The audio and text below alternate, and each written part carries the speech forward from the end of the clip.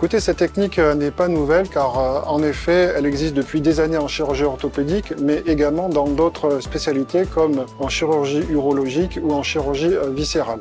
Ça fait donc plusieurs années qu'il y a des POS dans le monde et on est à peu près à 1 million de procédures dans 35 pays différents.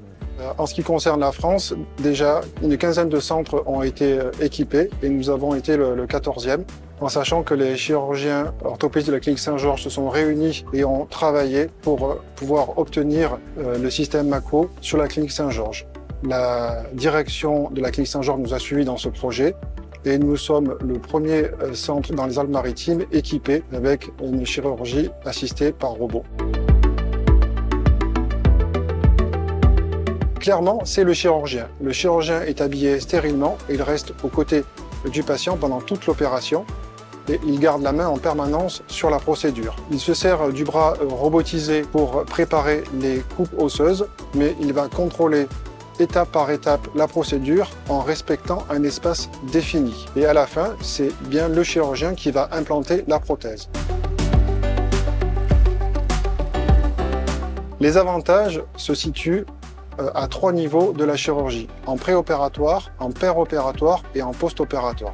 Tout d'abord en préopératoire. Après une acquisition scanner qui permet de cartographier l'anatomie du genou du patient, il est créé un jumeau numérique du patient en 3 dimensions. Selon la stratégie qu'il a choisie, le chirurgien peut réaliser une planification préopératoire personnalisée en positionnant les implants prothétiques de manière virtuelle, prenant en compte l'anatomie du patient, et c'est une chirurgie personnalisée. Ensuite, en péropératoire. Pendant l'opération, le chirurgien repère des points anatomiques du genou du patient in vivo afin de fusionner l'anatomie réelle du patient observé au bloc opératoire et le modèle 3D virtuel réalisé lors de la planification préopératoire. Le chirurgien manipule le bras robotisé pour retirer os et cartilage arthrosique du genou. Une frontière virtuelle oppose une résistance tactile afin de protéger les éléments nobles périarticulaires. Des repères visuels verts sur l'écran indiquent la quantité d'os à réséquer avec une précision du geste chirurgical qui est de 0,5 mm et de 0,5 degrés. Cette procédure est moins invasive car il faut moins tirer sur les écarteurs pour exposer l'articulation que lors d'une technique conventionnelle. Il y a moins de risque de traumatiser les tissus périarticulaires, tendons, muscles, etc. et moins de risque de saignement pendant l'opération.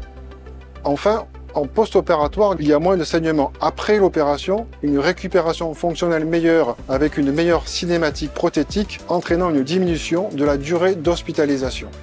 En étroite collaboration avec l'équipe anesthésiste, il y a également moins de douleurs post-opératoires. Et enfin, à plus long terme, même si c'est en cours d'évaluation, il y aurait une plus longue survie des implants, c'est-à-dire une durée de vie plus importante de la prothèse dans le temps. Cette chirurgie se destine à tous les patients qui désirent avoir la mise en place d'une prothèse du genou, qu'elle soit totale ou partielle. Les cas les plus complexes et ou avec les plus grosses déformations sont ceux qui bénéficient le plus de l'apport de ces technologies.